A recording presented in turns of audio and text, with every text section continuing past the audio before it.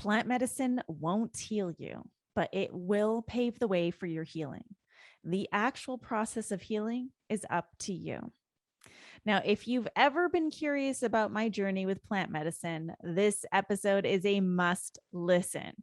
However, if you have yet to hear about my journey with plant medicine prior to this episode, including my journey in Peru, I highly recommend hitting pause now and listening to episodes 155, 157, and 160.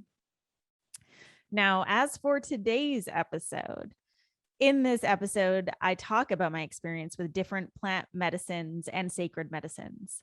So tune in and learn about the dangers found within the neo-shaman world, how to know when plant medicine is truly plant medicine and not a synthetic version, the importance of sitting in safe spaces with trained and initiated facilitators, and tips to begin your journey with sacred medicines.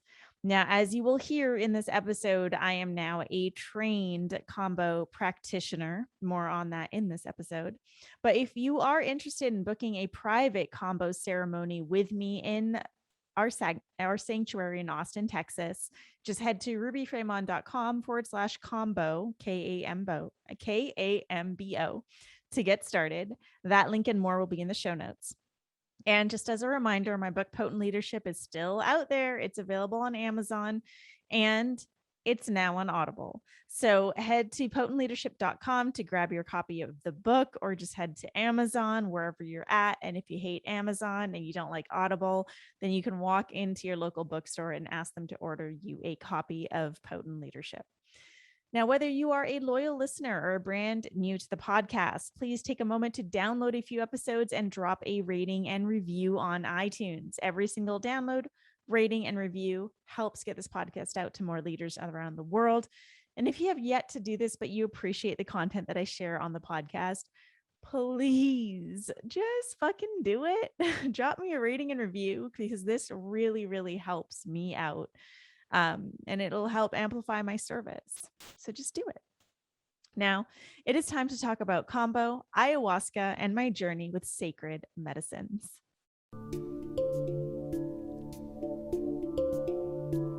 Beyond the narrative, underneath the veil of illusion, and deep within your center, therein lies potent truth. Welcome to Potent Truth, where today's leaders, change makers, and light carriers come together to question the narrative, arrive at potent truth, and lead with sovereignty. What is potency? It's who you are beneath the masks, facades, and protective gear. It's the medicine humanity yearns for, cries out for, prays for, and needs. Your potency is what sets you apart, magnetizes your following, and creates movements. Join me, Ruby Fremon, for weekly guidance, channeled messages, and potent conversations that will take you on a journey of self-discovery. I am here to guide you to a place of unraveling the programming that's been keeping us stuck for generations, unlocking potent truth and expressing it through sovereign leadership. It's time for change. It's time for potent truth.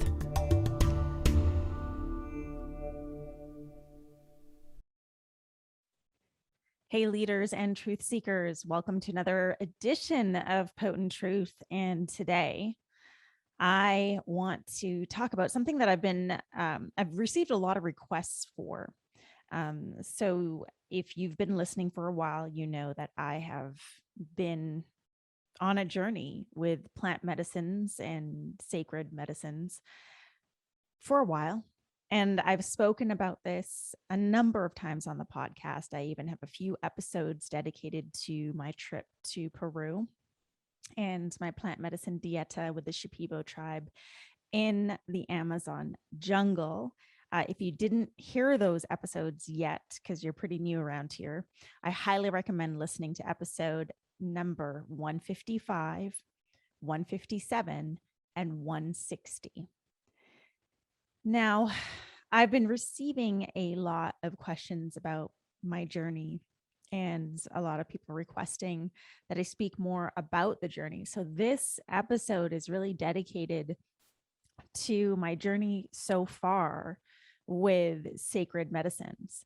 And I want to make one thing clear before we begin. I am not a doctor. I am not providing health advice. I am simply a guide, and I am sharing from my own unique experiences. Plant medicine and sacred medicines, they have to call you in. This isn't just for someone who's curious. This is for someone who feels deeply, deeply called to do this work.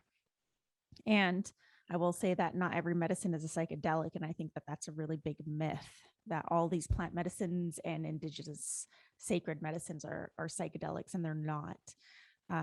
So I just want to make all of that clear. So everything shared in today's episode is not meant to be taken as health advice. I'm simply sharing from my own perspective, from my own journey. And these are my thoughts and opinions and insights. Okay. So just want to make that clear. Now, my journey with plant medicines began in 2018.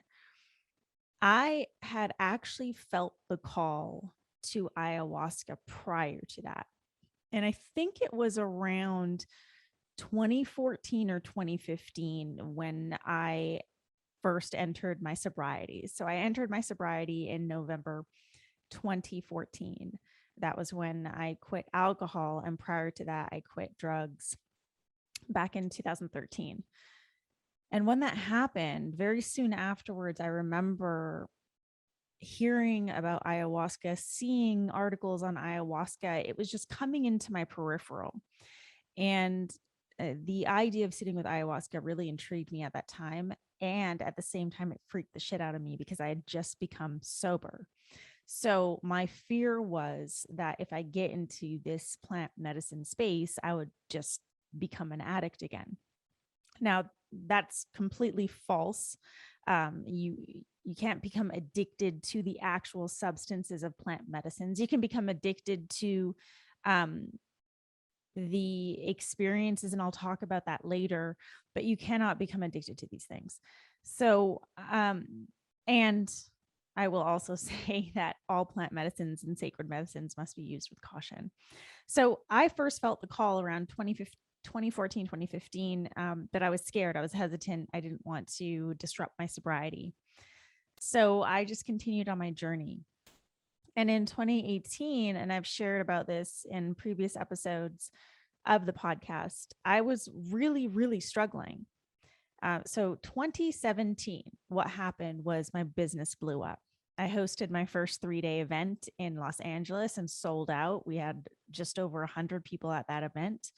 And from that event, I sold out my entire business. Every single coaching spot was taken. And my business really just blew up. And it was great for a while.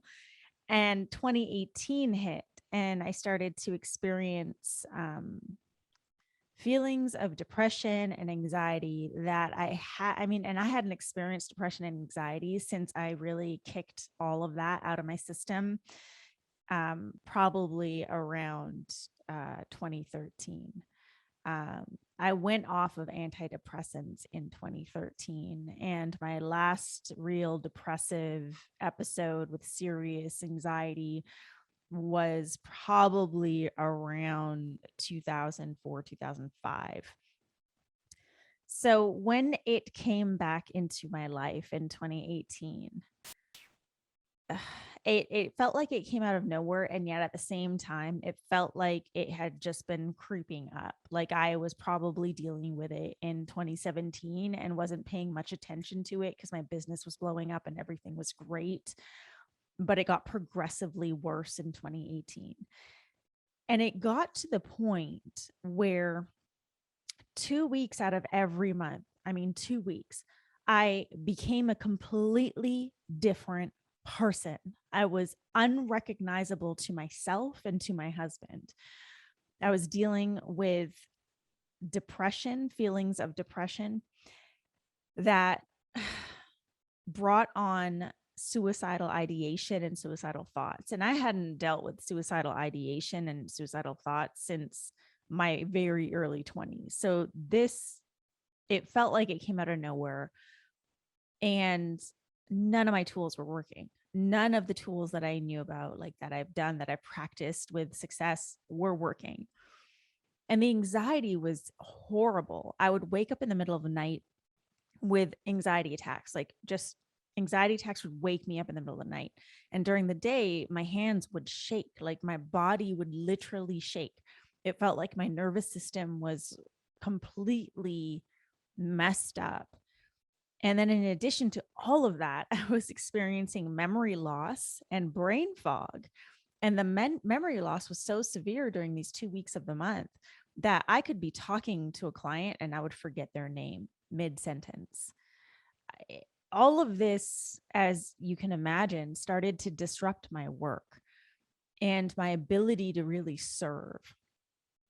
And for those 2 weeks out of every month, it got to a point where all I could do would be lock myself up in the bedroom or just sit with myself because I felt so ashamed of how I was feeling. I didn't understand how I could feel what I was feeling and experience what I was experiencing when everything in my life was good. I've already kicked all of this shit out of my system. I've already done so much inner work. Like, where is this coming from? And that's what I meant by, like, I felt like I didn't recognize myself. I really didn't. It would feel like someone came in and hijacked my body for 2 weeks out of the month. So towards the summer of 2018, I started feeling the call to Aya again, to ayahuasca. And a friend of mine recommended someone that she had sat with. And not knowing much about the plant medicine space, I trusted my friend, and my husband and I went and we joined this ceremonial circle. Again, we knew nothing about this. And I went in there, I'm going to be honest. I went into that experience super fucking scared because of my addiction. Like, I was so scared that this would somehow disrupt my sobriety. So when we sat in the ceremony circle, there was a lot of people there. I would guess there was about 12 of us. And they eased my anxiety about addiction, saying that, this is not going to be something you become addicted to. You're going to be okay. This can actually heal addiction, which is true. Ayahuasca can do that. So that first night with this plant medicine, quote unquote, plant medicine circle, they decided to start me on a few things. So what I learned was this circle practiced something they called layering. And again, like, I was so new to this space. I didn't know anything about this, but the way they described it, I was like, oh yeah, this makes sense. And how they described it is you start with one medicine, which will open this chakra. Then we add another medicine, which will open another chakra. And then you add another medicine, it opens this, and you have this beautiful layered experience. And I was like, great, that sounds great. So I'm trying to remember what it was that they gave me, but I feel like the first sit I had with them, it was like sassafras and mistletoe and something else, white lily, I think, all of which are, heart openers. However, when they dispersed these so-called plant medicines, they were in capsule form. And as soon as I saw that, my entire body was like, no, this is not plant medicine. This is synthetic. And I brought that concern up, and they assured me, no, this is from our shaman. They grind it up and put it into capsules. And I'm telling you, like, these capsules had white powder in them. It looked just like, the capsules of MDMA that I used to take when I worked in nightlife.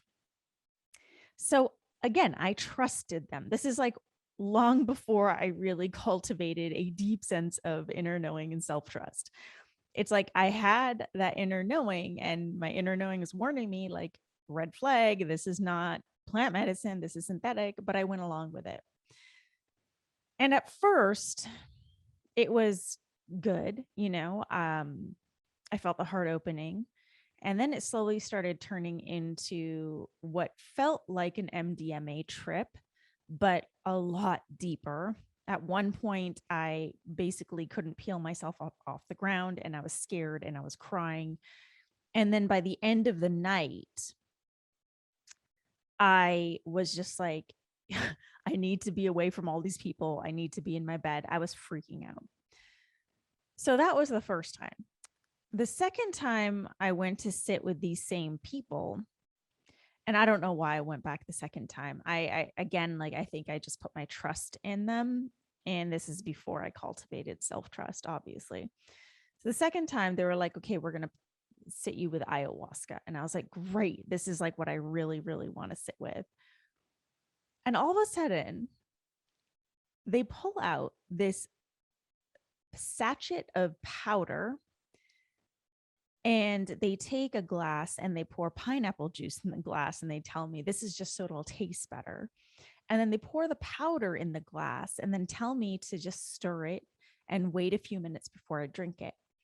And again, my entire body was like, warning, warning, warning. This is not plant medicine. This is synthetic.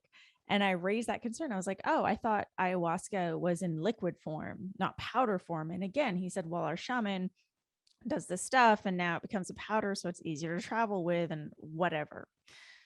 So I drank that night. And again, it started off as a pretty beautiful experience. I, for the first time, saw the grid, which for anyone who's had a psychedelic experience, you know what I'm talking about. For those of you who don't know, it's like looking up at the sky and seeing a big grid, like a big giant sacred geometry grid that our world is built upon, which really is symbolic of our world and our existence being this massive illusion.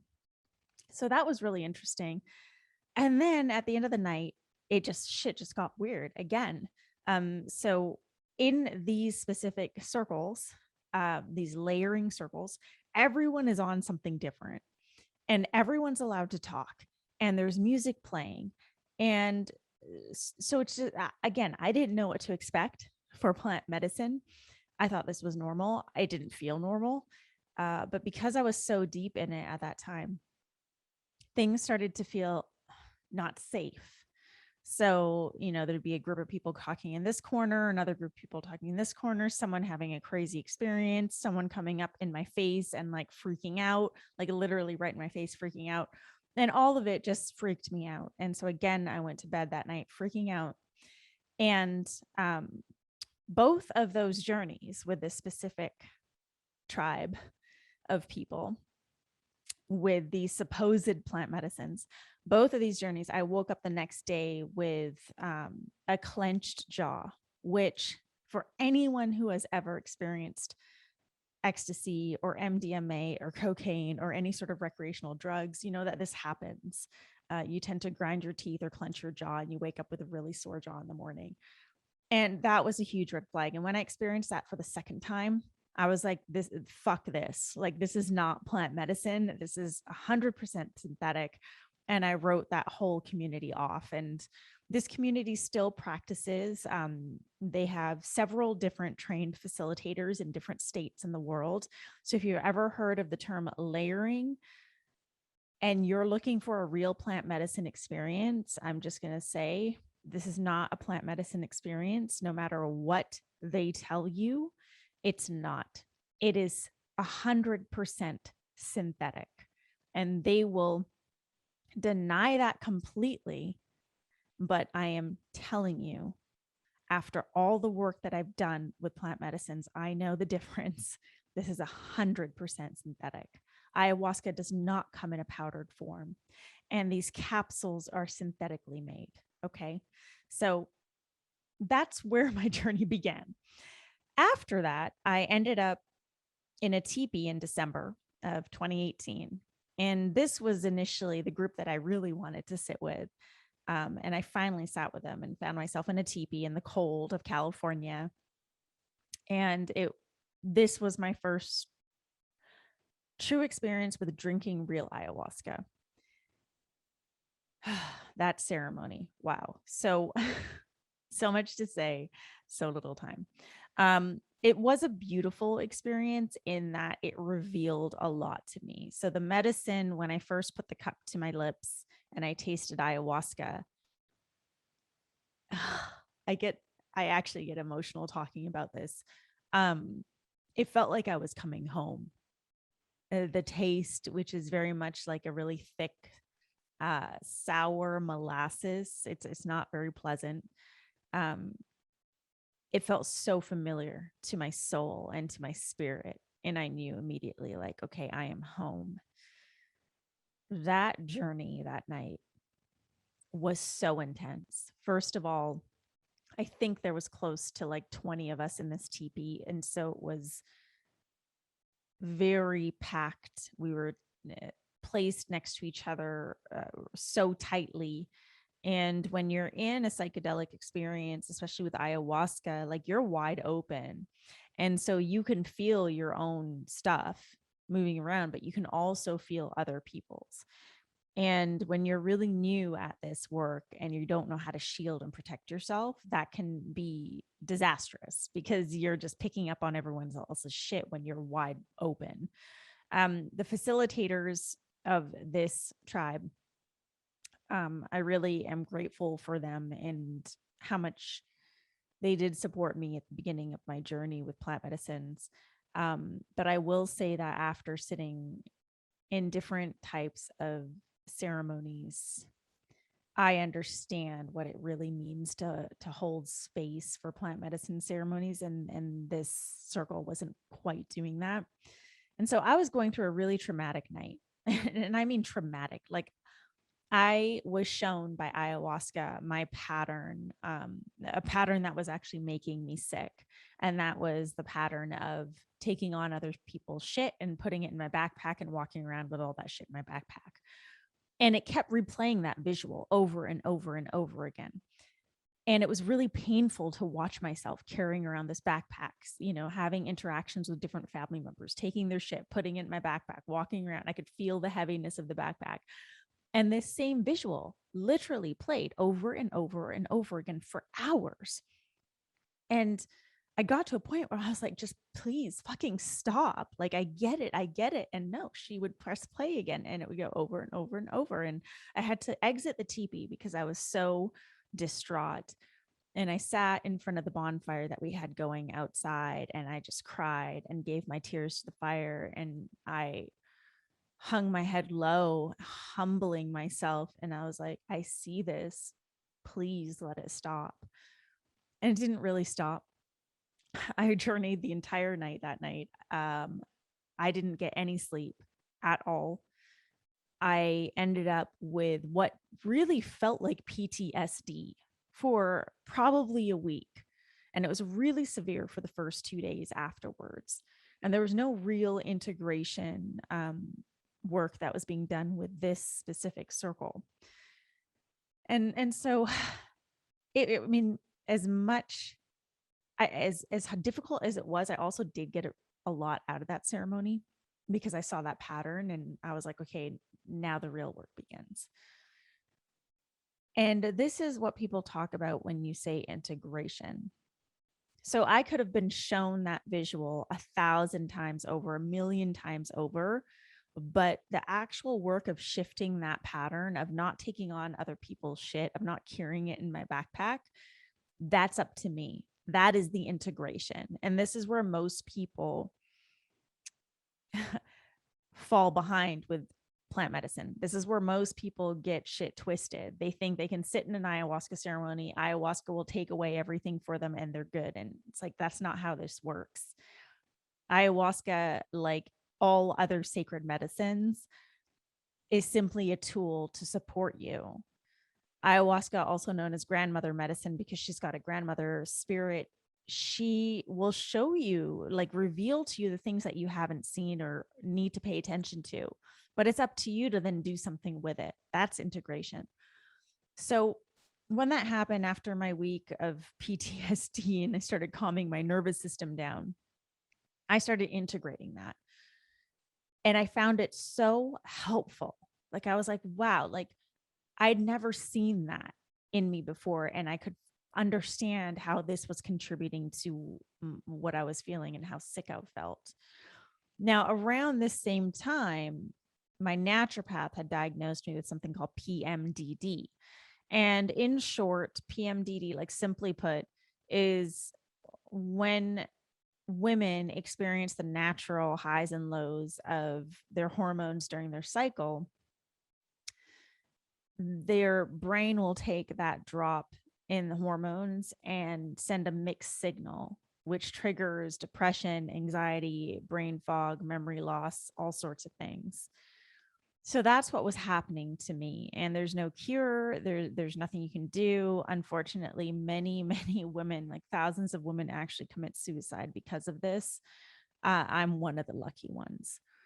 And so here I am with this diagnosis. The only thing to help treat it is like go on birth control or go on antidepressants, which I was like, I've already cleared my system out of from all prescriptions and pharmaceuticals. So no, I don't want to do this.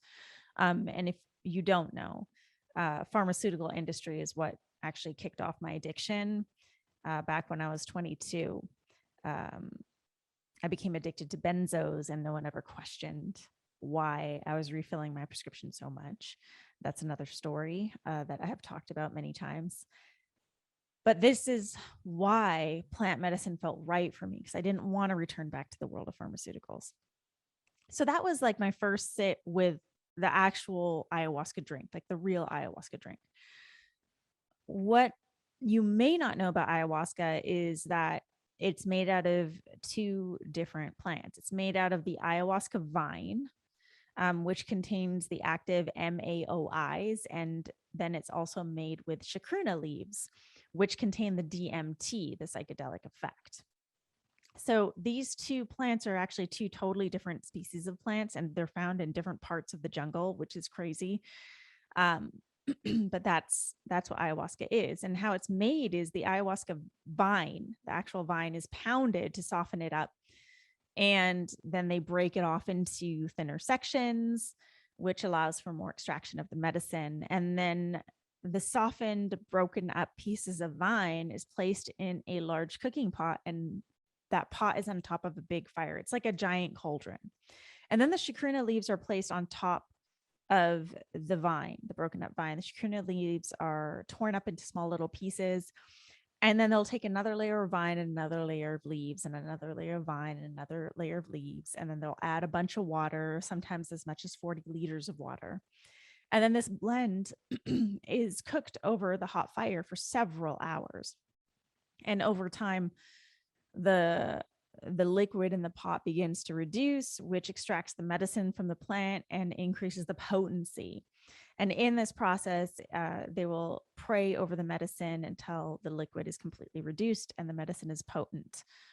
So this is how they make ayahuasca traditionally in the Amazon, and this is done by different tribes in the Amazonian jungle.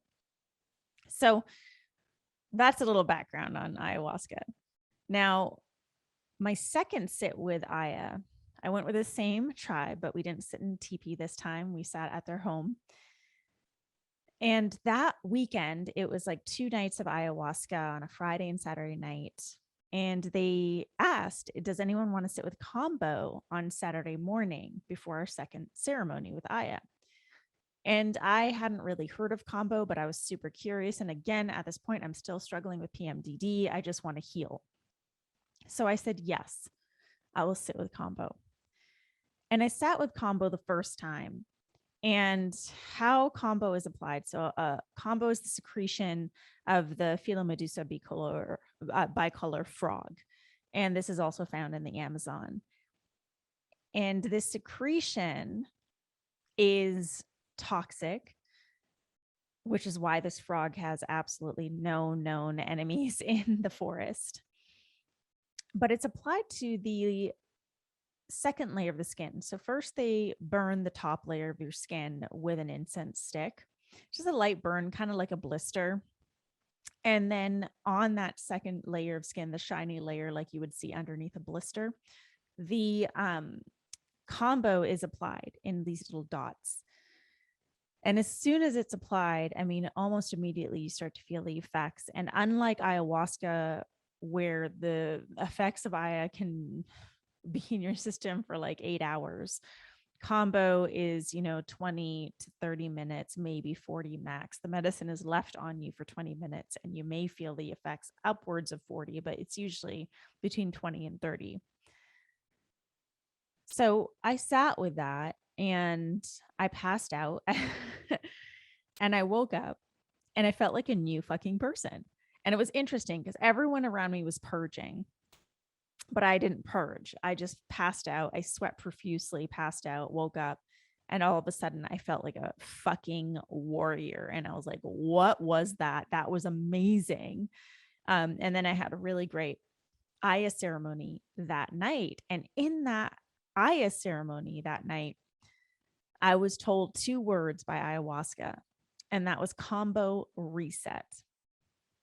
I didn't know what that meant. And when we woke up in the morning, I told my facilitator about this, and he said, "Oh, that's when you do 3 days back to back of Kambo." And I said, "Okay, well, I think I need to do that because grandmother medicine is guiding me in that direction." So, we booked the Kambo 3-day reset. And this is now 2019. It's summer of 2019. I was still dealing with PMDD. It actually gotten worse. And I show up. And at this point, I had sat with Kambo twice, but on 2 separate occasions. So this is my first time doing 3 back-to-back sessions. And we applied more Kambo than my first 2 sessions. We were doing 5 dots each day. And I remember the first day being like, okay, it was hard and I could do it. I remember waking up the second day and thinking to myself, oh my God, how am I going to do this? But I got through it. And then the third day, oh my God, how am I going to do this? And I got through it because Kambo is really, it's not a psychedelic. It's what is known as an ordeal experience, meaning you go through an ordeal in those 20 minutes.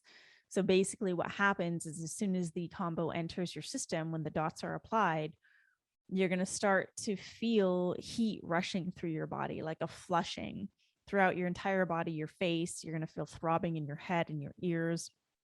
That's when you're going to start to feel your heart race, like a intense cardio session. And you're going to start to feel a lot of pressure in your head. And then all of a sudden the pressure drops and you get really cold. You might feel dizzy. This is when the nausea kicks in.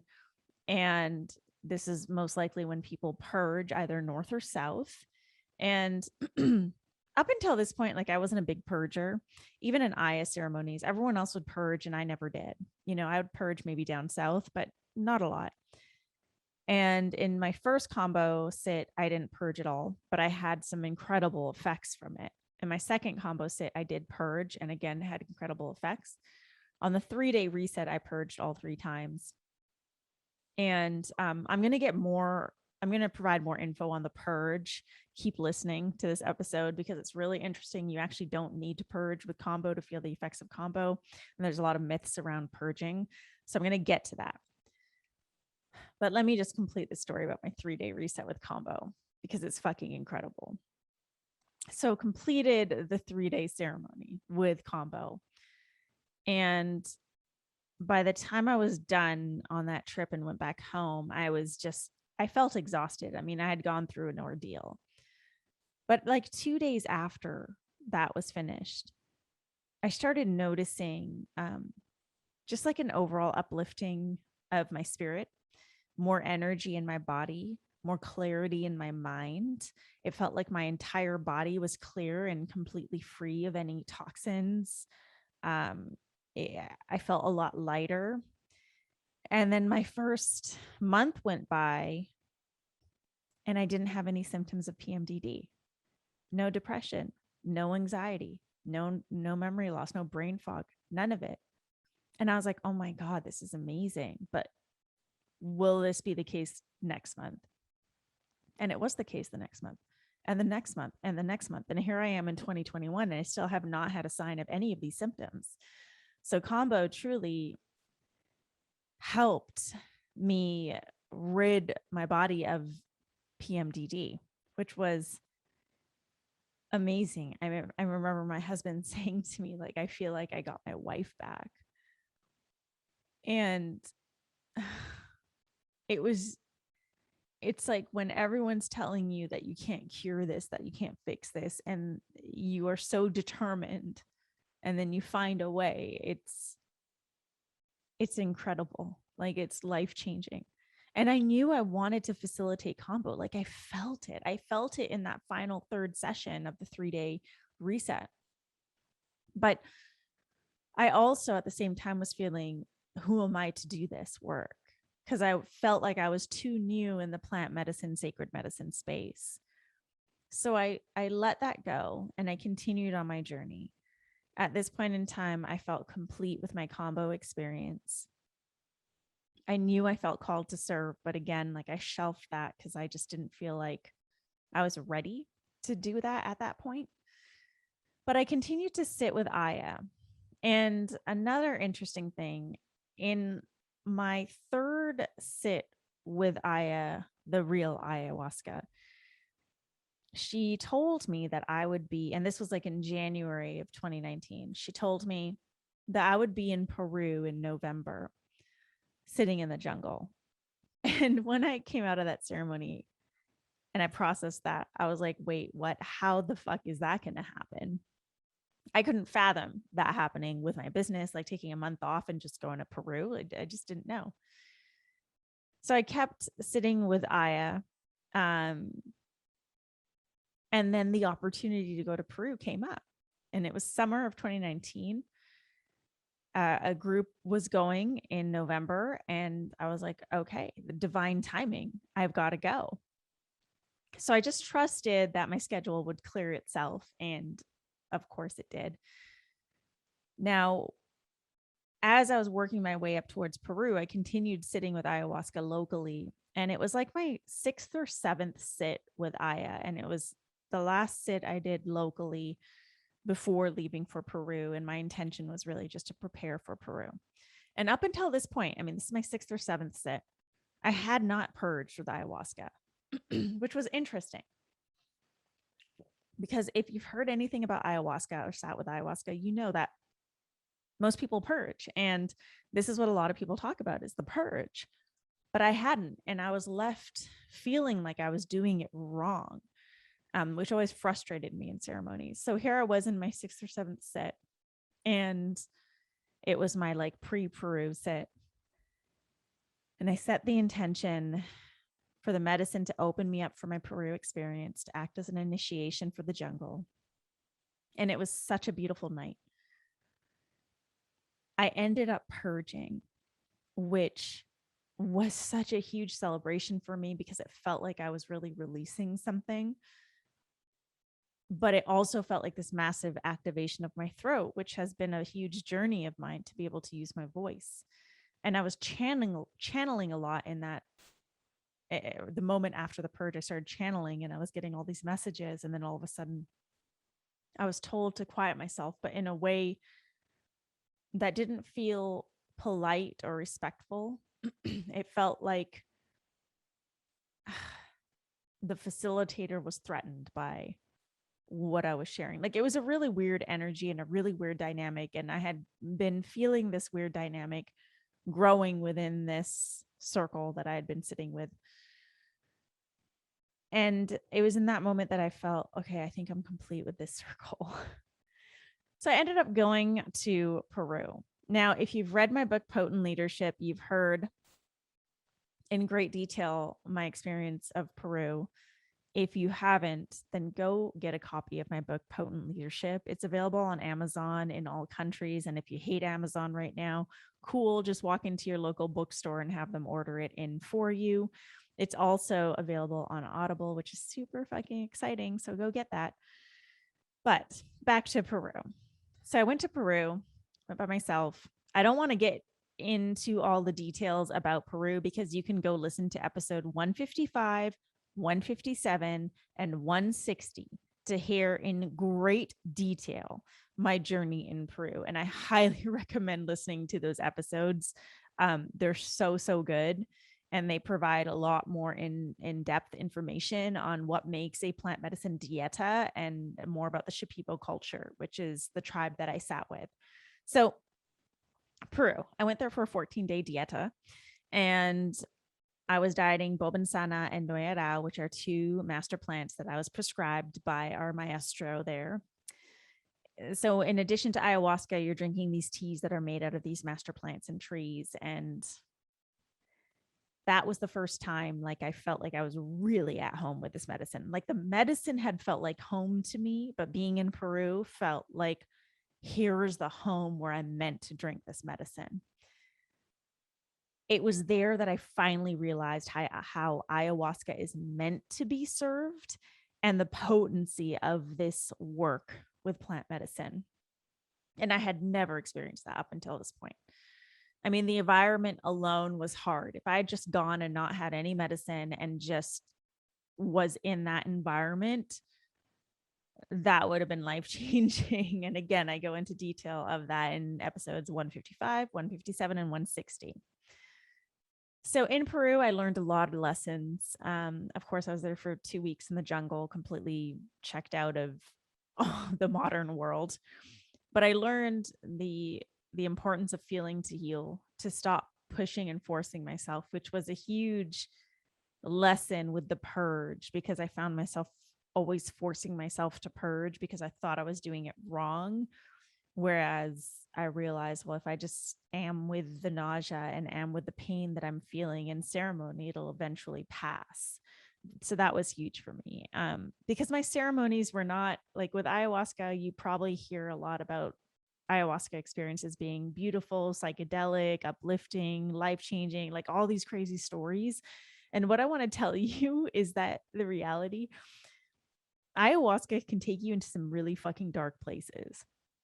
And most of my ayahuasca experiences have been in those dark places, like the roots of my traumas, the roots of my ancestral trauma, the just the dark shit that I don't want to see. I've even had many, like so many journeys where it was actually painful in my body. So I say this because I don't want you to believe the shit that goes around about ayahuasca experiences always being this beautiful psychedelic thing. Sometimes you seemingly don't have any psychedelic experience and you feel it only in your body. So it differs. It's different every single time.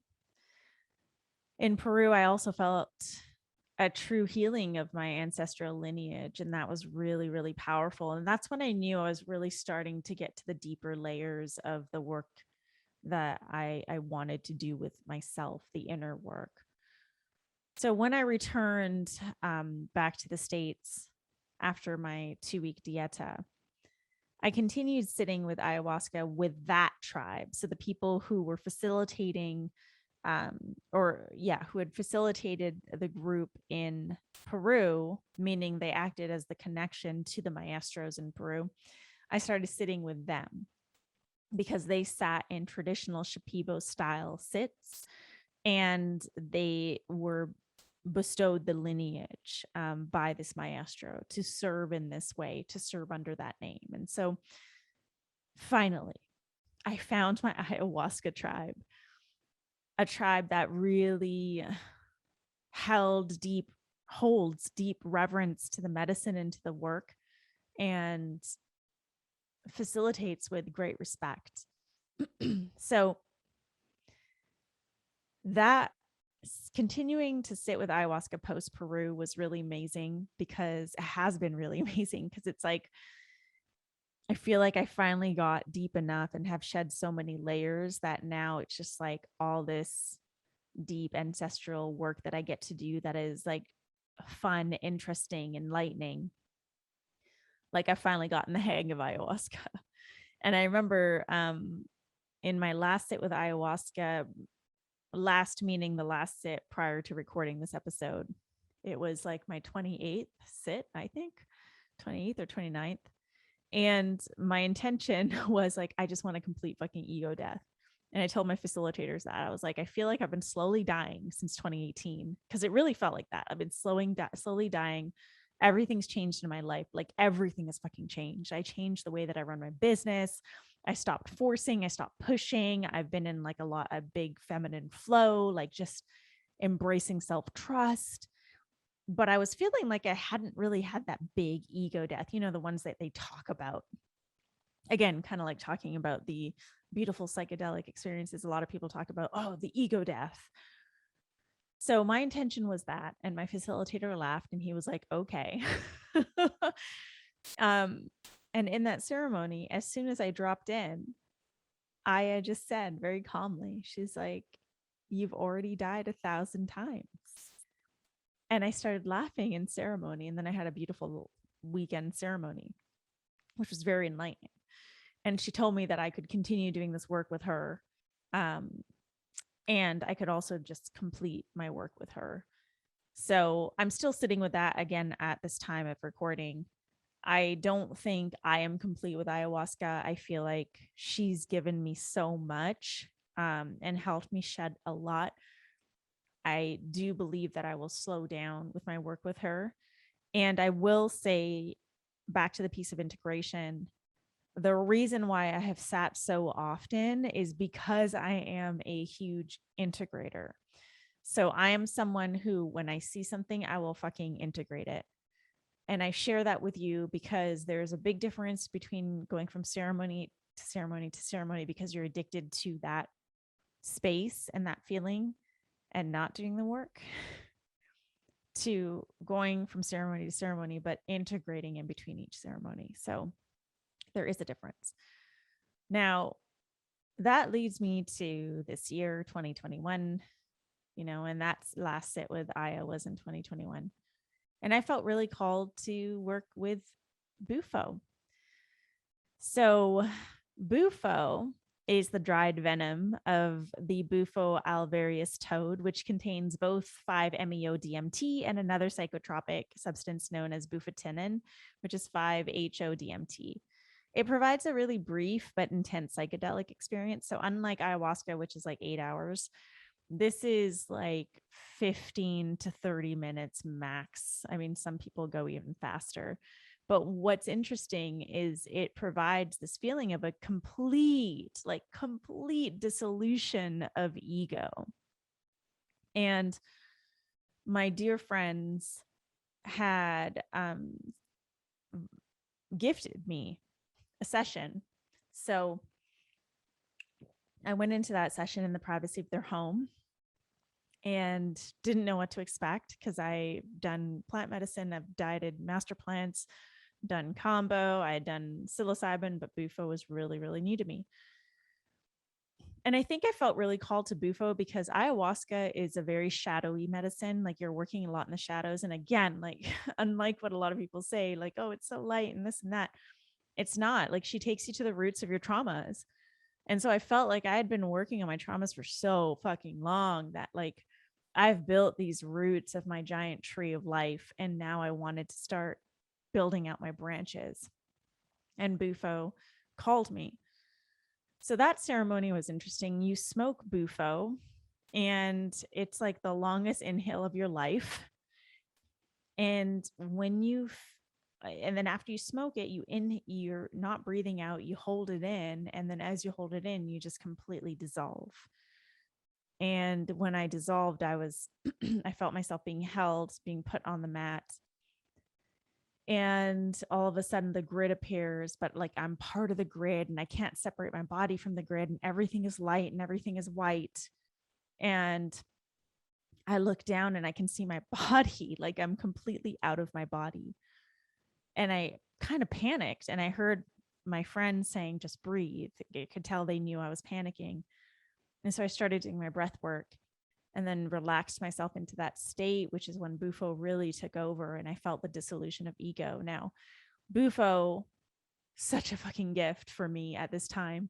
A big struggle of mine has been receiving. I am someone who serves, and I serve with my full heart. This is why I love the work that I do. And it's like part of my ancestral trauma. The women in my lineage, and especially in Indian culture, we take on a lot, we serve a lot, but we don't let ourselves be served, you know? So Aya had always worked with me with the terms of like receive, surrender. But Bufo, she shared this to me in a different way. So as I was completely dissolved, floating in the eververse, she said to me, "It's safe to be held."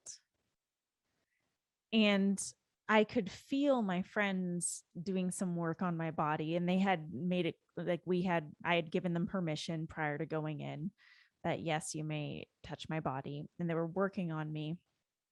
And I could feel my ego self being like, like, no, don't let them run away, like, which is my autopilot response.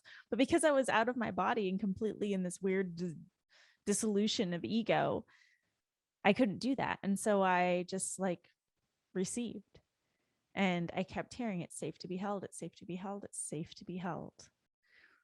And started crying. And when I came out of that experience, it was, I didn't realize it at the time, like how much that would change my life. But I think because I was hearing this in the terms of receive and surrender for so long, it just wasn't getting through. And to hear it said to me like that, it's safe to be held, that changed everything. So after Bufo, I know we're going, if you're still with me, like, thank you for listening. But so this happened, Bufo.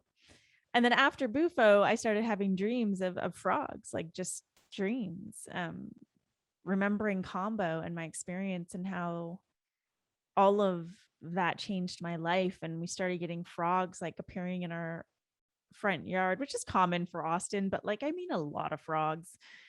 And I told my husband, I was like, I think I really am ready to facilitate Kambo. And I don't know.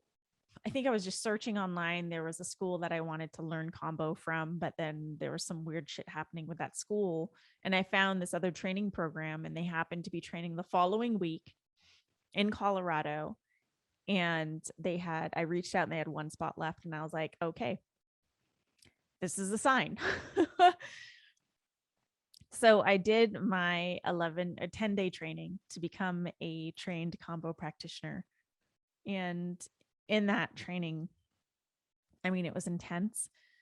We were training all day and experiencing Kambo and giving each other Kambo and learning the science and the mechanics of Kambo and safety protocols and how to be a responsible practitioner, as well as learning all the science and biology and chemistry of how Kambo works and the bioactive peptides in Kambo. So during these almost 2 weeks in Colorado, I realized that all the work that I've been doing in the plant medicine and sacred medicine space has really been prep and initiation for this work. And I am happy that I listened to myself and decided to go on my own journey before becoming a practitioner, because I really did feel prepared at this time. And then the actual training was the activation. So what's amazing about Kambo, and I didn't know this in all the sits that I had before with Kambo, including my Kambo reset, this was never shared with me, but I want to share it with you because I think it's important to understand how Kambo works. And because I'm serving Kambo, if you're interested in sitting with me, I think it'd be really good for you to understand this. So Kambo, the secretion of this frog, is really a cocktail of bioactive peptides, 10 bioactive peptides that work wonders in the human body. All of these bioactive peptides are found naturally in the human body, and they have been researched in labs since the 80s when the frog secretion was first brought to the US to be studied. And they haven't been able to replicate these peptides for prescriptions, but they're still a peak interest for pharmaceuticals because of how well these bioactive peptides work in the human body. So I'm not going to go through all of the bioactive peptides and what they do. For more information, you can go to rubyfremon.com/Kambo, Kambo. That link and more will be in the show notes. But I will tell you that these bioactive peptides work to alleviate symptoms of depression, of anxiety, of they can reduce the size of tumors for those who have cancerous tumors. Really great healing for diabetics. It really supports with feelings of exhaustion, chronic fatigue, long haul symptoms, PMDD, menstrual cycle issues. If people haven't been able to get pregnant, it works to support the journey of pregnancy. I mean, the list goes on. These bioactive peptides are incredible. And I'm just so grateful to be doing this work. So again, for more info on Kambo and the science, just go to rubyfremon.com/Kambo. So that's been my journey with sacred medicines and plant medicine so far. I know that was a lot, but I want to end with a few words of caution. The first being that sacred medicines and plant medicines are not cures, okay? Although, and they're not technically medicine. Like in the Western world, we cannot deem them as medicine because technically they're not. But they're like supplementation and tools to support you. The integration is the real work. So just like with Kambo, like you can have amazing physical benefits because Kambo is a very physical medicine or physical supplement, but you could also then go out and eat like crap and not take care of your body and then just run into the same problems again. So the integration, that's the real work. Plant medicines and sacred medicines are just there to support you, and they're tools to help you see what you don't see, to help you heal what you didn't know was there. But it's up to you to integrate that work. I also want to warn you of the dangers of neo-shamanism and how shamanism has become a trend. It just seems like everyone now is calling themselves a shaman, and it's fucking ridiculous. Like people have now created shaman certification programs, and it's crazy to me.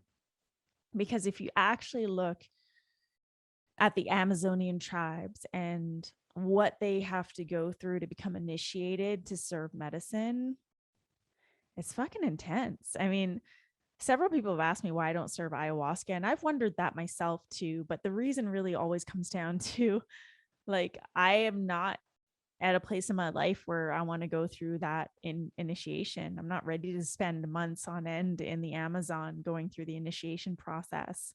I'm just not. Maybe, 10 years ago I would have, but not at this stage in my life. And I say that right now, it might be different later on, so don't hold me to that. But there's a real reverence that needs to go into this space that is not being upheld right now. And the neo-shamanism space, like a lot of people, they drink ayahuasca once or twice, have a life epiphany, and then want to serve the medicine. And the dangers with that is that ayahuasca has a dark side too, and in Peruvian culture, it's very well known. This dark side is where you get into the dark, power hungry part of the medicine.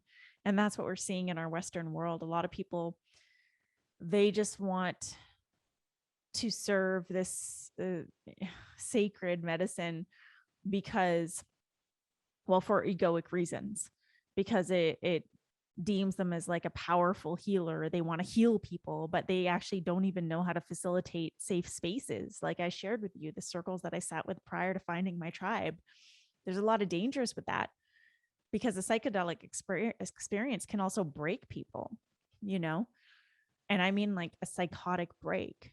And a lot of times when you're for some people, when they're in a psychedelic experience, it opens you up and a lot of entities and darker energies can come in. And so the facilitator really needs to understand how to manage that space, how to pray in that space, and how to hold space for everyone in the space. So always look for a someone with a lot of experience and who underwent a true form of initiation. And don't be afraid to ask who initiated them into this work. What was that like? And also, as I shared at the beginning of this episode, like some people may call it plant medicine, but it's not. It's completely synthetic. So always ask about the medicine served, where they source the medicine, how it gets there, what form it's served in. And again, if it's a capsule, it is synthetic. I guarantee that. Okay. So that's my advice. And I think the final thing is really a question I get asked often, which is like, well, how do I know if I'm ready? I'm not sure. Do you think I'm ready? And I'll be like, if you're asking me that question, you're not ready. Like when you know, and you might still be scared, but still know and still want to do it. So, and each medicine is different. Each medicine will call you in. So just trust that. And not everyone is called to this work, and it's okay. But yeah, just trust the call and know that you have to be ready to go into this work, because it's really, really some of the deepest, most intimate work that you can do for yourself, on yourself, for the healing of your family relationships and dynamics, for the healing of humanity. It's incredible. So that was a long episode. It's a lot of talking. But I really appreciate you being here and listening. And I really hope that answered a lot of your questions, because I know some of you had a lot of questions. And again, I talk a lot about my journey with ayahuasca in Potent Leadership, my book. So go grab a copy of that. If you feel called to work with me with Kambo and you want to book a private session with me, I offer one-on-one sessions. I also offer sessions for couples or two friends. Just head to rubyfremon.com/Kambo to get started. Thank you so much for joining me for another episode of Potent Truth, where I am taking you on a journey to challenge the illusion and lead with sovereignty. Just so you know, I am currently seeking 8 awakened leaders to join me in the collective in 2022, next year. Now, the collective was formerly known as Thought Leader Collective. You may have heard about that before. So it has evolved. It's now called the collective, and it's for the awakened leader who's ready to pave the way for humanity with absolute integrity and does not believe that popularity is the way. They are really, really dedicated to serving over building status. So check it out. Just head to rubyfremon.com for more information. And if it calls to you, apply today. And again, if you have yet to grab a copy of my book, go do it. It's on Amazon everywhere. You can also go to potentleadership.com. It's on Audible, and you can walk into your local bookstore and ask them to order you a copy. Now, be sure to download a few episodes of this podcast and drop a rating and review on iTunes. I really please, if you have yet to do this, please do this for me. Please do this for me. If you appreciate the service that I provide through this podcast, please drop a rating and review on iTunes, because all the ratings, all the reviews, all the downloads, they help get this podcast out to more leaders around the world. And then finally, connect with me on social media. My handle is @IamRuby. And if you do have a copy of the book already, please share it in your IG stories, share it in a post, use the hashtag Potent Leadership, and be sure to tag me @IamRuby, and I will re-gram that shit. Okay. That's it. That's all for today's episode. Make sure you check back on Monday for a brand new episode of Potent Truth. Aho, family.